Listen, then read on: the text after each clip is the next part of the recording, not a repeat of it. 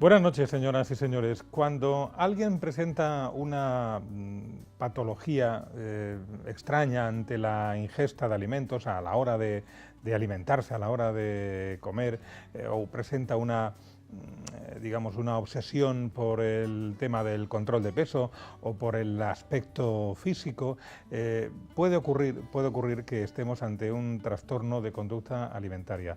Es un trastorno mental, es una enfermedad mental que se considera como grave, pero que tiene cura, que tiene tratamiento, que tiene un abordaje que es conocido por los profesionales de la psiquiatría. Las más conocidas son la anorexia, la bulimia. Hay otras menos extendidas, pero que seguramente alguna vez han oído hablar de ellas, la ortorexia, la vigorexia, en fin, los trastornos de la conducta alimentaria es el tema que hemos elegido para esta semana en el programa Encantados de Cuidarte, en el que estamos encantados de recibir una semana más a nuestros colaboradores, al doctor Juan Enrique Pereñíguez, buenas noches. Buenas noches, Pepe. Y al doctor Juan de Dios González, buenas noches. Hola, ambos, como saben, son médicos de familia, los que no sean habituales de este programa. El doctor Pereñíguez es el coordinador del Centro de Salud de Espinardo, el doctor González ejerce en el consultorio de Librilla y han traído como invitado al doctor Gonzalo Pagán Acosta, que es psiquiatra del Hospital General Universitario Reina Sofía. Doctor Pagán, buenas noches. Hola, buenas noches. Antes de entrar en tertulia, hemos recopilado, nuestra compañera Ina Odesca y Lucas Alcázar han recopilado una serie de datos sobre los trastornos de la conducta alimentaria y la prevalencia de algunas de estas enfermedades. Ahora preguntaremos si se le puede llamar, si son o no enfermedades o si son unos trastornos, como propiamente hemos dicho en el título del programa. En fin, hemos recopilado una serie de datos que vamos a verlos para tomar un poco una dimensión del tema que vamos a hablar y enseguida entramos ya en tertulia.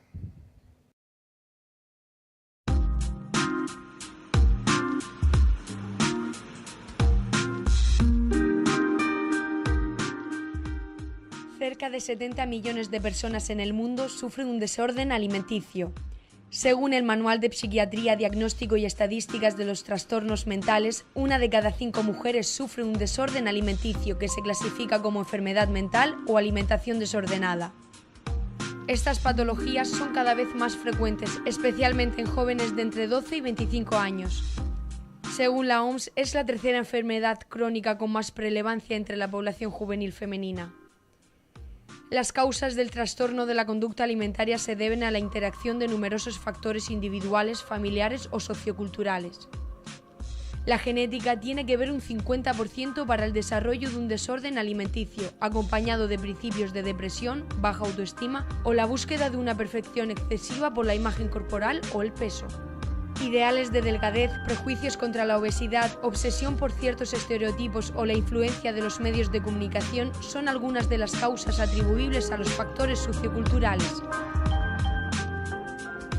Es habitual su aparición entre los 15 y los 25 años de edad, sin embargo también ha llegado a presentarse en niños desde los 10 años.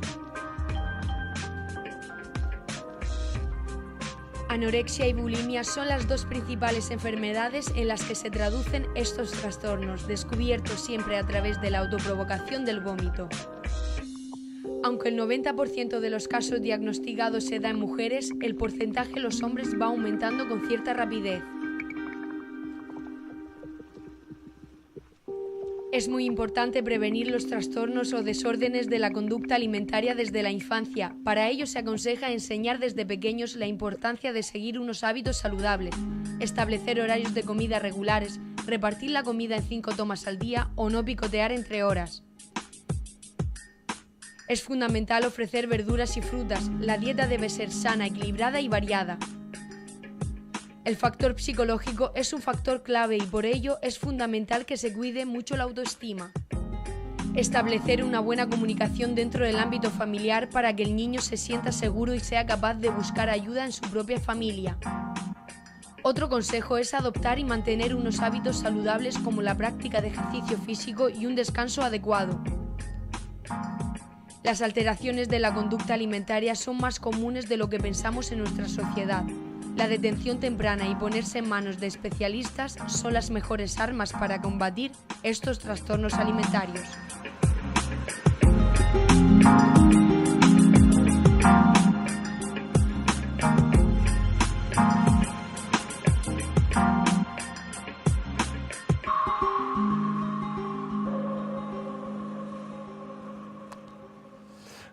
Doctor Pagán, antes de que cojan la palabra los doctores Pereñíguez y González, que luego no me dejan hablar, como me ha saltado antes una duda, vamos a aclararla. Cuando hablamos de trastornos de la conducta alimentaria, hablamos de anorexia o de bulimia, ¿los podemos denominar enfermedades? ¿Son enfermedades o no es el término correcto? Vamos a ver, todo se engloba bajo el epígrafe de trastornos de la conducta alimentaria. Realmente hay como dos grandes grupos, la anorexia nerviosa y la bulimia nerviosa. La anorexia es una enfermedad descrita desde el siglo XIV, o sea que realmente no es una enfermedad nueva, ni es una enfermedad que haya aparecido en las últimas décadas. Sí que es cierto que es una enfermedad que ha aparecido, digamos que a lo largo de la historia hay épocas en las que se ha hecho más prevalente y épocas en las que prácticamente ha desaparecido o no ha habido casos. Yo de la bulimia hablaría más como un síndrome bulímico, ¿no? Ahí englobamos muchas patologías, se puede decir, ¿no? Y es un síndrome descrito desde hace relativamente poco. La describe Russell en 1979, o sea que es una enfermedad como muy reciente. Yo creo que no es una patología que esté realmente bien definida todavía. Ahora, si queréis, después hablamos un poco de qué caracteriza cada una de las dos. Y lo que sí que vemos hoy en día, la gran mayoría de casos, digamos que son cuadros incompletos, que no pueden etiquetarse ni como anorexia o que no cumplen todos los criterios diagnósticos de anorexia ni de bulimia, que sería lo que conocemos como el trastorno alimentario no especificado. Y eso sí que es un gran cajón desastre donde incluimos pues, a la práctica mayoría de los pacientes, ¿no? Muy bien. Empezamos. Entonces, Gonzalo, van unidos. ¿La anorexia y la bulimia va unido? No. ¿O empezamos con bulimia o empezamos...? No, son enfermedades totalmente distintas. Con una base, podríamos decir, común, ¿no? Hay una serie de alteraciones psicológicas. El reportaje ha comentado que es una enfermedad o son enfermedades donde son muchos los factores que influyen, ¿no? Y sí que podríamos hablar de que no es anoréxico o bulímico el que quiere, sino el que puede, podríamos decir, ¿no? El que está predispuesto a eso. Y entonces hablamos de unos factores que son predisponentes, ¿no? Que serían factores psicológicos, donde fundamentalmente, y eso lo vemos sobre todo en la anorexia, hay un perfil de personalidad muy típico de los pacientes anoréxicos. Hay unos factores, como digo, psicológicos, la presión sociocultural, ¿no? La presión por la delgadez, por el cuerpo perfecto, que antes, digamos que décadas atrás afectaba más a la mujer o era como más presionaba más a la mujer y que hemos visto como en las últimas décadas presiona tanto a los hombres como a las mujeres, ¿no? Esa presión por el cuerpo perfecto hemos visto como, sobre todo en las 3 últimas décadas, aumentaba mucho más la insatisfacción corporal en los hombres que en las mujeres. Se mantiene esa insatisfacción mayor en las mujeres, ¿no? Pero hemos visto cómo la curva es ascendente también en los hombres.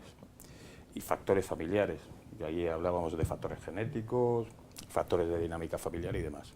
Sobre esa población predispuesta, ¿no? Que es grande, actúan factores precipitantes, digamos, que suelen ser situaciones vitales, acontecimientos vitales, cambios de colegio, en población preadolescente, rupturas sentimentales, rupturas familiares. Hay una serie de factores que hacen que esa predisposición cristalice en un trastorno alimentario. Y a partir de ahí sí que es cierto que son enfermedades que tienden a cronificarse, que tienden a mantenerse. Y ahí hablamos de factores mantenedores. En la anorexia fundamentalmente es la malnutrición, la desnutrición, con los cambios psicopatológicos que lleva asociado, es la que tiende a mantener esa enfermedad. La anorexia es la enfermedad que tiende a cronificarse fundamentalmente. ¿Se ve más en mujeres? Es mucho más prevalente en mujeres, aunque sí que es cierto que sí. ¿Qué edad? Preadolescentes, fundamentalmente preadolescentes, juventud. El inicio de la juventud es 12, 20 años, quizás. 12, 16, 17 sería quizás el grupo de edad más donde aparece con más frecuencia. La bulimia es un poco más tardía. ¿Y la familia qué nota en el anoréxico? ¿Qué puede buscar? ¿O qué puede...? Es decir, ¿cuáles son los síntomas que una familia normal, que no ha tenido antecedentes de este tipo de enfermedades, puede notar en el comienzo de una anorexia? Yo sé que es difícil al principio identificar los síntomas. Hombre, y luego la segunda pregunta es por lo que iba, ya te lo dejo en bandeja. Vale. Y es, ¿a qué tiene que estar atento el médico de familia por una consulta de la familia o de la propia paciente? Al principio es complicado realmente porque la familia no, yo creo que es igual que los médicos hace 30 años no pensábamos en esta enfermedad, o sea, realmente yo creo que ahora también se diagnostican más porque los médicos de familia y los profesionales estamos como más concienciados, ¿no?, de que estas enfermedades existen. La familia muchas veces incluso no quiere verlo. No quiere ver que su hijo o su hija tiene un trastorno de estas características. Lo fundamental es el rechazo alimentario, la anorexia. Y yo creo que el médico de familia, cualquier pérdida de peso no explicada o inexplicable, tiene que poner al médico en guardia, ¿no?, y empezar a valorar la posibilidad de un trastorno alimentario. Una niña joven de 15 años, tal que cual, que empieza con los amores, con historias, que empieza a adelgazar y de una forma inexplicable. Hombre, yo creo que, ya te comento, el perfil de personalidad es muy típico, son pacientes como hiperresponsables, rígidos, con dificultad para adaptarse a cambios, con familias quizá en la mayoría de los casos muy sobreprotectoras, ¿no? Son pacientes muy sobreprotegidos. Y sobre ese perfil, ¿no?, situaciones que provocan cambios, puede ser el enamoramiento, puede ser un cambio de colegio, puede ser una pérdida, puede ser 1000 situaciones, hacen que esa predisposición que tienen les lleve a controlar o a rechazar esa ingesta, ¿no?, la alimentación, que es básico para la vida, claro, lógicamente. ¿Y cuál es la diferencia entre anorexia y bulimia? Porque la anorexia es esa persona, esa chica que está muy delgada y ella piensa que sigue estando gorda y no come, ¿no? Y el bulímico, ¿cuáles son las diferencias entre uno y otro? Sí, realmente lo que define a la anorexia o lo que caracteriza a la anorexia es el rechazo alimentario, es un rechazo a la comida, ¿no? Es un deseo de no comer, con un deseo de pérdida de peso, normalmente asociado a una distorsión de la imagen corporal, que es lo que todos conocemos, la chica que te está diciendo que está gordísima o está deforme y tú la ves y pesa 30 kilos, ¿no? Y hay una delgadez extrema. En la bulimia, sin embargo, sí que de base hay un deseo de control de la alimentación, ¿no? Hay un deseo de pérdida de peso también, pero esa persona no está predispuesta para ese control rígido de la comida, para ese rechazo y el no comer, ¿no? Y entonces lo que tenemos en los pacientes bulímicos son pacientes con deseo de perder peso que empiezan a hacer unas dietas y esas dietas lo que generan es un descontrol alimentario. Lo que define a la bulimia es el atracón, es la pérdida de control sobre la comida. El atracón viene definido por una gran cantidad de comida, tiene que ser una gran cantidad de comida, superior a la que una persona podría ingerir en el mismo tiempo que lo hace el paciente, y la sensación de pérdida de control, que realmente es lo que define al atracón. Esa persona no puede parar de comer en ese momento hasta que ya no le queda más comida o se acaba la comida.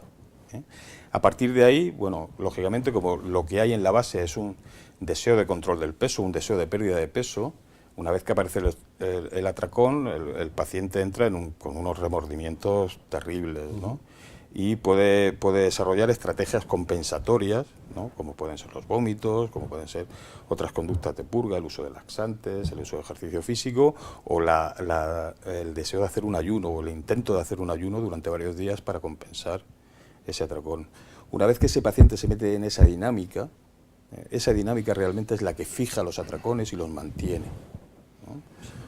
Parece que el anoréxico es como aquel típico, esa chica que hace mucho ejercicio y a lo mejor no se sienta a comer en la mesa con la familia, sí, ¿no? El rechazo es evidente, o sea, remolonean, no se sientan a comer, empiezan a ser muy selectivos, empiezan a eliminar alimentos de los que habitualmente se comían, ¿no?, sobre todo los que el paciente considera más calóricos. La tendencia es eliminar grasas, hidratos de carbono. Las niñas o niños pues empiezan a eliminar las chuches. Eso yo creo que también es una señal un poquito eso está bien, de alarma. Está bien, está bien, pero el problema es que detrás de las chuches vienen otras cosas, ¿no? Y ahí no, sí pero la pregunta, por eso muchas veces hemos conectado bulimia y anorexia, ¿no? Es decir, el bulímico efectivamente es compulsivo a la hora de comer, no lo puede resistir. La imagen de por la noche que está abriendo el frigorífico y comiendo, ¿no? Y luego se va al aseo a vomitar. Claro, la pregunta que yo quería hacerte, eso es así, y esa esa, digamos, despedida de lo que ha hecho, del mal, entre comillas, que ha hecho, y le lleva a vomitar, a usar diurético, a usar mil cosas, enema, etcétera, etcétera, eso al final puede conectarse con la anorexia, es decir, un bulímico puede llegar a adelgazar tanto, Lo que sí sabemos aunque es que, sean mecanismos distintos, lo digo por lo de la delgadez extrema. hombre, cuando un trastorno alimentario lo dejas cronificarse, Sí. al final prácticamente casi todos terminan en estados caquépticos. Eso es. Pero sí que es cierto que, o por lo menos es lo que tenemos hoy en día muy claro, es que un porcentaje de bulímicos empiezan como anoréxicos. Un tercio de las bulimias prácticamente tienen un episodio de anorexia previamente. Ajá, muy interesante. Incluso hay teorías que dicen que los trastornos alimentarios serían como un continuo, ¿no? Tú empiezas con una anorexia restrictiva, de ahí pasas a una anorexia purgativa, que empiezas a vomitar la comida y demás, luego aparecen los atracones, y al final terminas en lo que... Claro, atracones, el atracón es un síntoma que aparece en varias patologías, no solo en la bulimia. Tenemos el trastorno por atracón, que también es una patología definida sobre todo a partir de los años 50 por Stunkar en pacientes que estaban en clínicas de adelgazamiento, veían obesos que tenían atracones. Y ahí sí que tenemos que hacer una diferencia entre bulimia y trastorno por atracón, el binge eating disorder de los ingleses. La diferencia fundamental es que en la bulimia siempre tiene que haber, de forma inmediata al atracón, alguna conducta compensatoria. Puede ser el vómito, puede ser purga, sí. Sí, lo que tú comentas, el abuso de diuréticos, de laxantes, el ejercicio compulsivo. En el trastorno por atracón no hay ese tipo de conductas compensatorias. Y el paciente termina en una obesidad mórbida habitualmente. Y lo habéis dicho antes, ¿no? Que No yo creo- ponerlos tan serios, que esto tiene arreglo, hombre, vamos. No, lo habéis dicho antes, ¿no? Que esto es muy importante también porque la familia muchas veces pues no se da cuenta. O sea, cuando va al médico de familia le dice, mi hija no está comiendo y está muy delgada, etcétera, etcétera. Muchas veces los médicos de familia, bueno, eso será la edad del pavo, vamos a esperarnos un poco. Bueno, vamos a hacerle una analítica de sangre y si está todo normal seguro que no pasa nada. No nos debemos quedar ahí, ¿verdad? No te puedes fiar de la analítica. Efectivamente, la anorexia cuando la analítica está muy alterada, la fase ya es muy evolucionada. Suele haber ya una malnutrición muy instaurada. Bueno, realmente cuando yo creo que la señal de alarma fundamentalmente tiene que ser un cambio en la conducta, en lo habitual en el paciente, ¿no? en el hijo o en la hija. Sí. Desde luego pérdidas de peso que no puedan explicarse por otro motivo tienen que hacer saltar las alarmas. El chico o la chica que automáticamente después de comer va al baño cuando no era algo habitual o era algo que no lo veíamos, tiene que hacer saltar las alarmas también. Cuando vemos que nuestros hijos de repente pues empiezan a comer de forma compulsiva, cuando han comido bien previamente, eso tiene que hacer saltar las alarmas también. O sea, ahí sí que hay pequeñas señales. ¿Qué pasa hoy en día? Pues que los hijos casi nunca comen en casa. Comen en el colegio, se pierde el patrón, la enseñanza de la familia se pierde también, ¿no? Y los que tienden a enseñarse son los iguales, ¿no? El compañero del colegio y demás.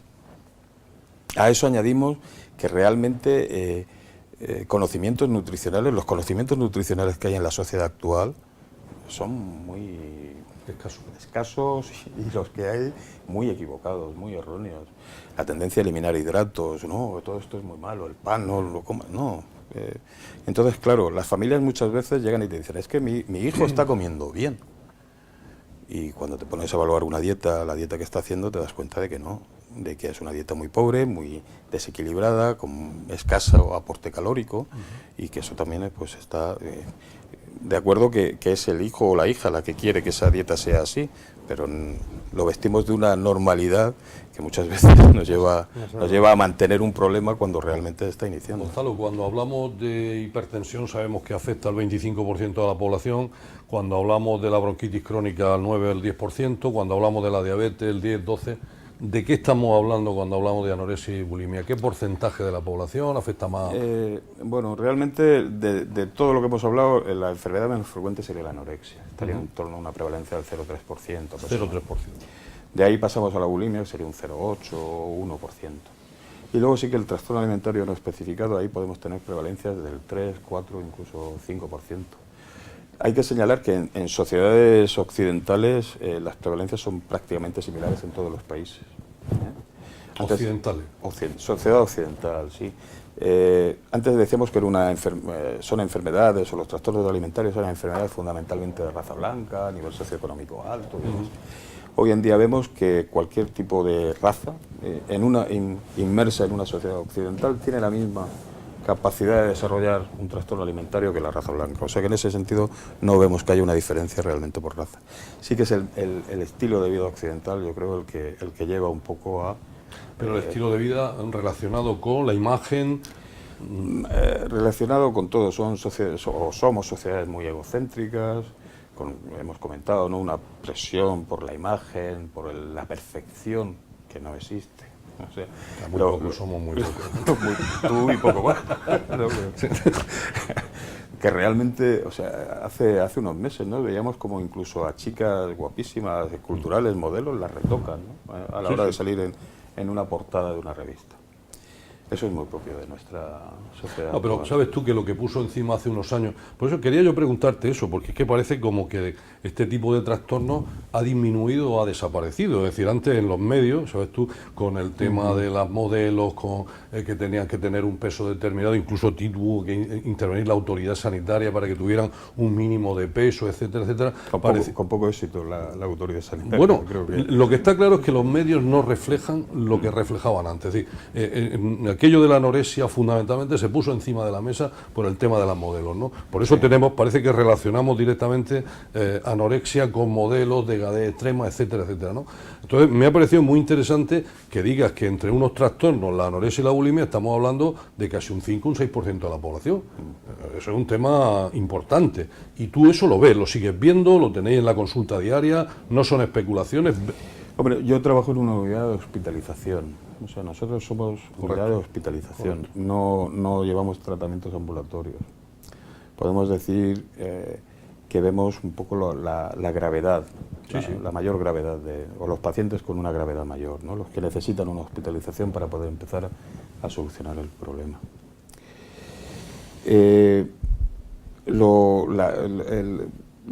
que he comentado, ¿no?, de las modelos retocadas, que es algo que ha aparecido ahora, y sí que es cierto que da la sensación como que la frecuencia con la que salían noticias, ¿no?, en la prensa sobre la anorexia, los trastornos alimentarios y tal, ahora parece que ha disminuido, pero es que yo creo que eso es también muy propio de nuestra sociedad, que funcionamos a golpes y a modas, ¿no? De repente se pone de moda algo y nos saturan. Convivimos, es como con el SIDA, que parece que no hace 15 años era un desastre, ahora parece que no hay y sigue habiendo. ¿No? Y hoy salían noticias en el periódico que en España había porcentajes de contagio mucho mayores que el resto de Europa y que parecía que ya como que la cosa estaba solucionada. Así que es cierto que en la década de... Si nosotros nos vamos a la historia de España, ¿no?, en la década de los 80 prácticamente no había trastornos alimentarios, o yo me imagino que sí los habría, pero no los detectábamos, ¿no? Teníamos pequeños unidades o profesionales que se dedicaban a tratarlo en Madrid, Barcelona y poco más, ¿no? No había... Sí, como algo exótico. Sí. Era muy frecuente en Inglaterra o en Francia o en otros países, pero aquí no. Y en la década de los 90 y sobre todo en la primera década del siglo XXI vimos como una explosión, ¿no? Parecía que era como una epidemia que venía y demás. Y es lo que he comentado al principio, la anorexia es una enfermedad que más o menos siempre se mantiene con unas prevalencias más o menos estables, con pequeños picos que aparecen en determinadas épocas. Y lo que sí que va más, yo creo, por lo menos con una prevalencia creciente, es la bulimia o los trastornos, por decirlo de alguna forma, de descontrol alimentario, ¿no?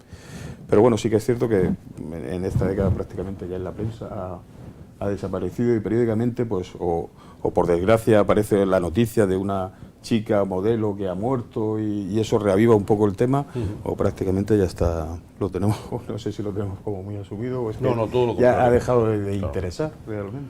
No, yo creo que de nuevo Juan de Dios ha acertado, sabes tú que el único que acierta aquí en estas cosas de Juan de, porque cuando estuvimos preparando este tipo de cuestiones me dijo, oye, creo que hablar de la anorexia y la bulimia, y mi contestación fue la que acabo de decir, pues si eso ya no hay, si eso no se ve, ¿verdad? No, ¿cómo que no se ve? Que sí, que tal. Entonces, de nuevo felicitarte. Muchas gracias, va a ser académico correspondiente de la Real Academia de Medicina y se lo está ganando a pulso.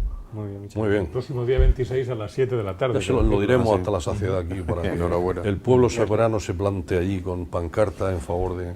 Bueno, cuando tenemos una paciente o el familiar viene, mi hija o mi hijo tiene un problema de alimentación y lo derivamos, bueno, yo creo que no tenemos que perder tiempo, habrá que derivarlo a la unidad de salud mental o a la de psiquiatría que corresponda.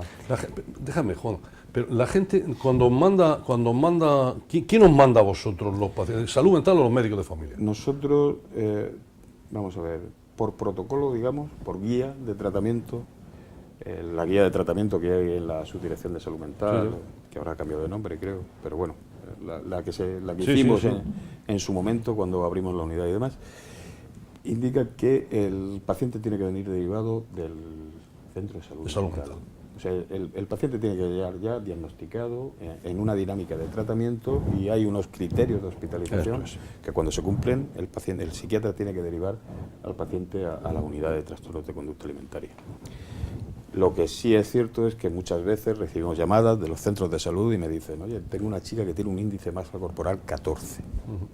Pues a esa chica no la podemos derivar al centro de salud, que le den una cita dentro de X tiempo, que la vea, que se diagnostique, y cuando vuelva a mí ya no está con un 14, está con un 12, ¿no? Entonces, pues, dependiendo del caso, sí que aceptamos casos desde pediatría, centro de salud, médico de familia, endocrinos.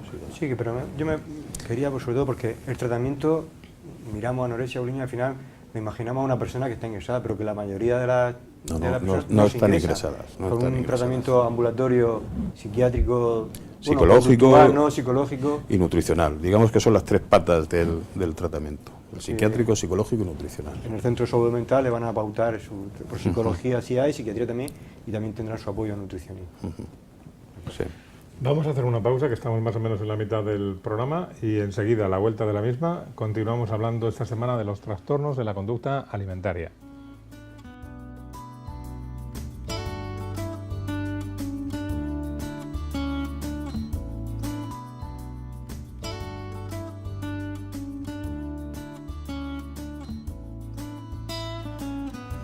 ¿Se han incorporado tarde a esta emisión? Bueno, pues esta semana en Encantados de Cuidarte estamos hablando de trastornos de la conducta alimentaria, aquellas patologías anómalas que presentan algunos individuos a la hora de ingerir alimentos. Básicamente las más conocidas son dos, anorexia y bulimia, y estamos tratando este asunto con el doctor Gonzalo Pagán, que es psiquiatra del Hospital General Universitario Reina Sofía, y con nuestros colaboradores, los doctores Pereñíguez y González.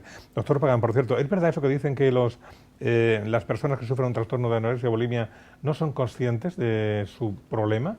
¿Eso es así? Sí, prácticamente dentro de los pacientes que tenemos universal, se puede decir, ¿no? Al inicio del problema prácticamente el 100% no son conscientes de que realmente eso es un problema, y te sueles ver pacientes que te llegan y te dicen, no, el problema lo tiene mi familia, el problema lo tiene mi madre que está aquí.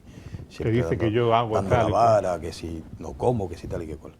Eso es y es un problema a la hora de tratar, claro, porque si realmente la persona que tienes delante no tiene conciencia de que lo que está haciendo, de esa conducta, es patológica o le puede llevar a problemas, es complejo modificarlas.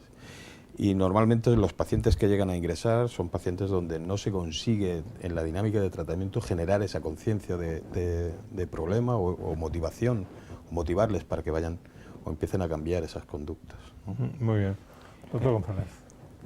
Entendemos entonces que la anorexia y la bulimia son enfermedades crónicas que no se curan, que permanentemente vamos a tener que estar vigilantes, o son enfermedades que se curan. Si no se interviene, tienden a cronificarse. Yo creo que eso sí que lo tenemos muy claro, ¿eh? Tienen tratamiento. Quizá la que tenga un mejor pronóstico o la que sea más fácil de tratar, entre comillas, y no me gusta utilizar esa palabra, no fácil, sea la bulimia, ¿vale? También depende mucho, porque son enfermedades que suelen tener una comorbilidad psiquiátrica asociada, y eso también va a marcar mucho el pronóstico y la que tasa, se va acompañado de otras enfermedades, la tasa de curación, depresión, claro. etcétera. Trastorno obsesivo-compulsivo, trastorno de personalidad, depresión, trastornos de ansiedad. Bueno, la comorbilidad psiquiátrica en los trastornos alimentarios es muy alta. La anorexia, sin embargo, sí que es una enfermedad que tiende más a la cronificación y tenemos porcentajes de cronificación altos. O sea, digamos que de cada 100 pacientes con anorexia, un 50% va a conseguir solucionar el problema y tener una calidad de vida prácticamente como si no hubieran tenido ese problema. Hay un 30% ahí que se mantienen siempre con problemas, con conductas patológicas y con una calidad de vida deficiente. Del 20% que queda, es lo que tiende a la cronificación. Y tenemos que tener en cuenta que la anorexia nerviosa es la enfermedad psiquiátrica con la tasa de mortalidad más alta.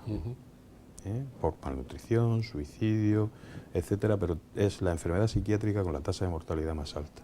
O sea que tenemos que tomárnoslo en serio, Hay que los tomarlo en padres serio, hay que sí. tomárselo en serio. Yo creo que si algo tiene que trascender del programa es que esto no es un capricho. No son niñas tontas, entre comillas, caprichosas, que se meten en esta historia. No, la anorexia es una enfermedad muy seria. ¿Y cuántas unidades de tratamiento de los trastornos de la alimentación hay en Murcia? En Murcia está la nuestra, la del Hospital General Universitario, Reina Sofía, que es de referencia regional. Disponemos de 6 camas. Es una unidad adscrita al servicio de psiquiatría, independiente, con nuestro control y personal de enfermería independiente y formado para tratar estos problemas. Dentro de la unidad, pues trabajamos psiquiatras, psicólogos, nutricionistas y médicos especialistas en nutrición, terapeutas ocupacionales y es fundamental el personal de enfermería, que es el que, digamos que convive, entre comillas, ¿no? Con los pacientes, el que está con un contacto mucho más cercano a ellos. Y cuando entran, supongo que rechazarán el alimento. ¿Cómo conseguís que, porque qué media de días solo están ingresados ahí? Y luego, ¿cómo conseguís que salgan pues, comiendo, haciendo una comida o Claro. 3 comidas al día? Los ingresos son ingresos largos. Realmente modificar un hábito o modificar una conducta es algo que puede llegar a ser muy complejo. Nosotros siempre al ingreso damos un plazo de unos 3 días aproximadamente, donde no intervenimos. Le decimos al paciente, justificamos el ingreso, lógicamente, ¿no? Has ingresado por tu índice de masa corporal tal, bueno, las motivaciones que haya para el ingreso. Y damos un plazo de 3 días en los que no interferimos. Le decimos simplemente, bueno, que durante ese tiempo él tiene que hacer un esfuerzo, ¿no? Lógicamente, el paciente lo que quiere es irse de alta. Y la motivación para comer fundamentalmente es, bueno, yo como y aquí me voy a alargar Y me quito también. y ya veremos lo que hago, ¿no? Eso es lo que aprovechamos fundamentalmente para empezar a tratar. El paciente empieza a comer con la única finalidad de irse. Yo eso lo tengo también muy claro, igual que tengo claro pues que a lo largo del tratamiento pues probablemente ese paciente intente engañarme, intente esconder comida o intente cosas de este tipo, porque es la enfermedad en sí, ¿no? Y una de las cosas, sobre todo en la anorexia, en la bulimia, una vez que uno está metido en esa vorágine, ¿no? De comer, vomitar, es muy complicado parar y decir, oye, ¿qué estoy haciendo? ¿No? Y muchas veces el ingreso sí que sirve para eso, para que parar, el paciente se ve libre de esa dependencia, con esa dependencia hacia la comida y empieza a tener conciencia de que realmente, oye, se puede vivir sin esto y a lo mejor esta gente me puede ayudar, ¿no? En la anorexia, ya digo que la finalidad fundamentalmente es, bueno, voy a comer y me voy. La malnutrición muchas veces hace que esa persona no sea consciente del problema. Cuando hablamos de poca conciencia de enfermedad, muchas veces el culpable de esa situación es la malnutrición y todos los cambios psicopatológicos que lleva asociado. En el momento en que empieza a comer y empieza a mejorar esa malnutrición, el paciente también se ve libre de esa tiranía del no quiero comer. Y empieza a darse cuenta de, pues bueno, de que ya no tengo tanta ansiedad como me enfrento a la comida. Cuando me pongo delante de un plato parece como que me voy acostumbrando.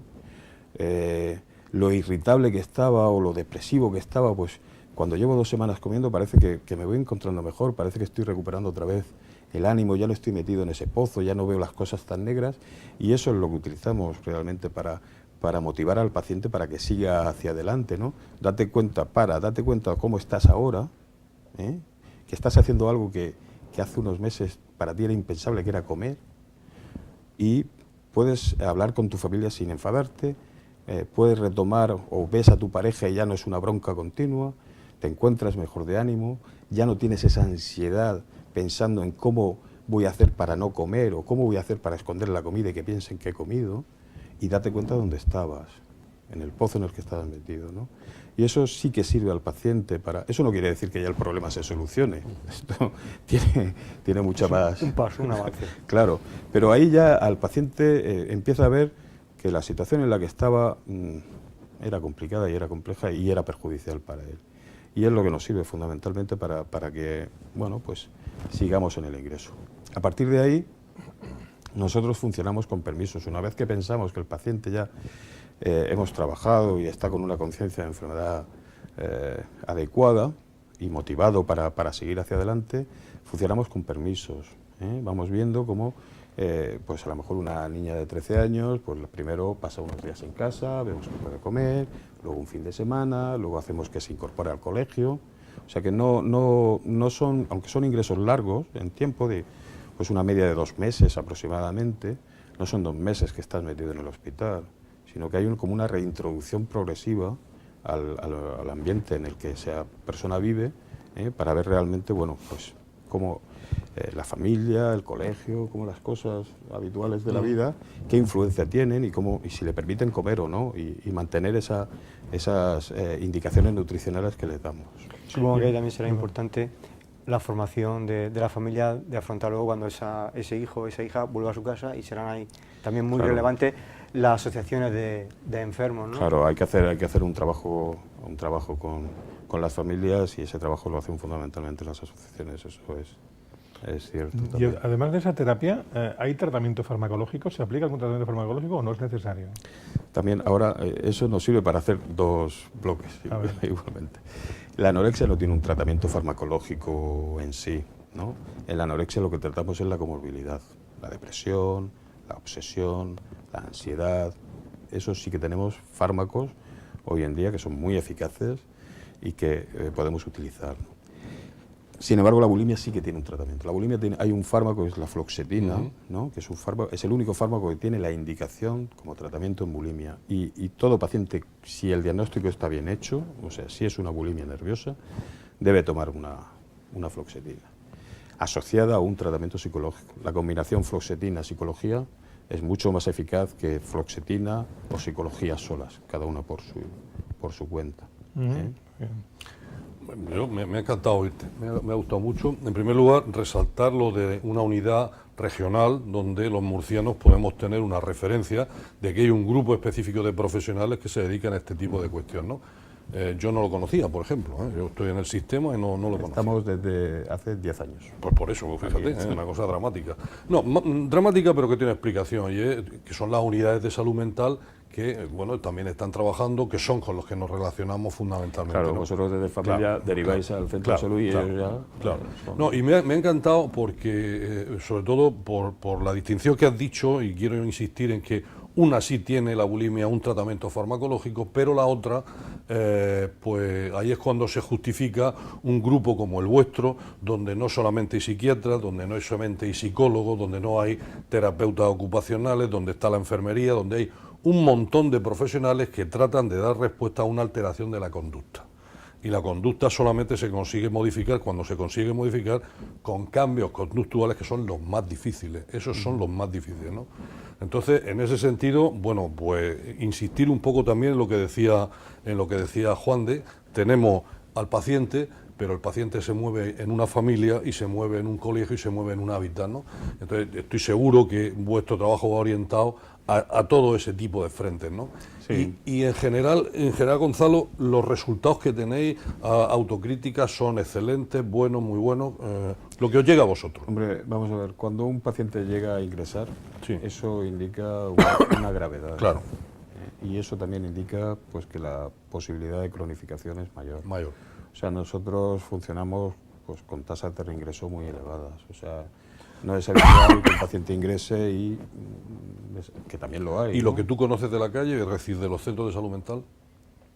En cuanto a tasa... Sí, me refiero, pues, por ejemplo, al tema de la bulimia, podemos decir que, bueno, por lo que nos está Sí, diciendo... la bulimia es que realmente es Eso una es. enfermedad que va muy asociada también pues a determinadas épocas y a la... Normalmente los atracones se van a... He comentado antes que la dieta en la bulimia es fundamental, es el factor precipitante más importante, ¿no? Una chica pues con su preocupación, quiero perder peso. Normalmente, o sea, en la anorexia, cuando la paciente se plantea perder peso, no tiene fin, ¿no? O sea, es como, bueno, paro cuando me vea bien, ¿no? Cuando esa distorsión mejore, pero esa distorsión no mejora nunca, incluso va empeorando con la pérdida de peso, con lo cual es como un círculo vicioso. En la bulimia, sin embargo, el paciente tiende a querer situarse en el límite inferior de la normalidad. Si mi peso mínimo son 50, yo quiero pesar 48, por ejemplo, ¿no? Esto puede quedar un poco así. Pero no es así en el 100% de los casos, pero para que la gente entienda yo creo que es un buen ejemplo. Si yo tengo que pesar entre 50 y 60, pues yo quiero pesar 48, ¿no? Y eso me lleva a hacer una dieta. He comentado antes que esa dieta es la que genera fundamentalmente el descontrol y demás. Entonces, claro, en Navidades, pues, mucha comida, mal. Situaciones también que generen ansiedad. Hay unos atracones que van a ir relacionados con esa falta de comida que tengo porque no me estoy alimentando bien, pero hay otros atracones que van a estar relacionados con emociones negativas, con situaciones donde la ansiedad es importante, me peleo con mi madre y me voy a comer, ¿no? Entonces, claro, en ese sentido, quizá la bulimia sea más fácil de manejar a nivel psicológico y demás, ya digo, si no hay una comorbilidad psiquiátrica o psicológica asociada. Fundamentalmente con la bulimia, el trastorno de la personalidad, y eso siempre indica pues una complejidad más a la hora de tratar. En ese sentido, quizá sea más fácil de manejar. La anorexia, al no tener fin en cuanto al peso, ¿no? Al decir, bueno, la distorsión siempre va a ser mayor en la anorexia que en la bulimia, ¿no? Cuando me vea bien, pararé. Eso no tiene fin y por eso son pacientes que pueden llegar a pesar 27, 28, 30 kilos. Sí, sí. Y aunque tenemos que marcharnos ya, pero díganos algo brevemente de otros trastornos como la vigorexia o la ortorexia, ¿son frecuentes? La prensa es la prensa. Y la prensa le pone nombre a todo, ¿no? Tenemos, lo he leído yo. Sí, bueno. No, tenemos druncorexias, manorexias, diabulimias. Realmente, digamos que todo eso son subgrupos de los trastornos principales. La manorexia es la anorexia en el hombre. La diabulimia es cuando esa bulimia se asocia a una diabetes, combinación muy, muy, muy peligrosa. La druncorexia son pacientes que no comen porque beben en exceso y esas calorías del alcohol las compensan con una restricción alimentaria. La ortorexia, que sería una alimentación como muy sana, como excesivamente sana, yo creo que realmente son pacientes anoréxicos. No hay una diferencia tan clara. Muchas veces llega a ser pacientes anoréxicos que han resuelto su problema, pero que quedan con una alimentación muy tocada, muy sesgada hacia lo sano. Y la vigorexia sí que sería una alteración distinta. Yo la vigorexia no la calificaría dentro de los trastornos de la conducta alimentaria. Yo generaría, o yo la consideraría más una enfermedad asociada a lo que conocemos en psiquiatría como dismorfofobia o alteraciones de la imagen, ¿no? Entonces la vigorexia suelen ser pacientes, es un trastorno descrito en culturistas fundamentalmente por Pope, creo que década de los 90 en Estados Unidos, y son pacientes, podríamos considerarlo una anorexia inversa. En la anorexia estás muy flaco y te ves muy gordo, muy deforme, para que la gente no se entienda, ¿no? En la vigorexia es ir al revés, son personas muy musculadas, muy voluminosas en cuanto a volumen muscular, pero que sin embargo cuando se miran al espejo lo que ven es una flaqueza, una debilidad, ¿no? Y eso los mete en una dinámica de abuso de anabolizantes, de intentos, alteraciones dietéticas en el sentido del gimnasio, ¿no? Alimentaciones muy hiperproteicas, muy encaminadas a la generación de masa muscular, pero que realmente lo que habría de base sería una alteración de la imagen, no una alteración de la conducta alimentaria. Muy bien, Perfecto. pues no sé si tenemos alguna pregunta más que plantearle, algún comentario que hacer. Yo creo que ha quedado todo bastante. Darle las gracias por haber sido una sorpresa. Díselo tú, volveremos a llamarlo. Sí, volveremos a llamarlo, naturalmente. Por el mismo precio volveremos a llamarlo. Muy bien, doctor Gonzalo Pagán, psiquiatra del Hospital General Universitario Reina Sofía. Muchas gracias, muy amable. Ha sido un placer. Gracias a vosotros, buenas noches. Antes de terminar, tenemos que recordar una cosa. Este fin de semana se celebra el Congreso Regional de la Sociedad Murciana de Medicina Familiar Comunitaria. Acción de futuro. Acción de futuro. Era el tema. Recuerden que lo hablamos la semana pasada, que es un congreso que se caracteriza fundamentalmente porque es muy independiente económicamente hablando, y eso les va a dar libertad a los congresistas para hablar tranquilamente y libremente, no de la hipertensión, ni de la gripe, ni de la diabetes. Van a hablar de su profesión, de la profesión médica, que qué cosas se pueden hacer para mejorar la calidad asistencial y también la calidad de los profesionales, la calidad de vida de los profesionales. Que vaya muy bien el congreso. Gracias. Muy bien. Y la semana que viene hablaremos del cáncer de colon y de lo bien, ya lo hemos hecho alguna vez, ¿no? De lo bien que funciona el programa de prevención del cáncer de colon en la región de Murcia. Aprovechando esto del informe de la OMS de la carne roja, pues hablaremos un poco de Podremos hablar de eso, Muy bien. sí. Os contaré cómo fue mi última colonoscopia, en fin, tenemos muchas cosas de que Todos hablar. los años nos lo cuentan. Bueno, muchas gracias a los dos. Muy bien. Hasta la próxima semana también. A ustedes, gracias por estar ahí. Muy buenas noches.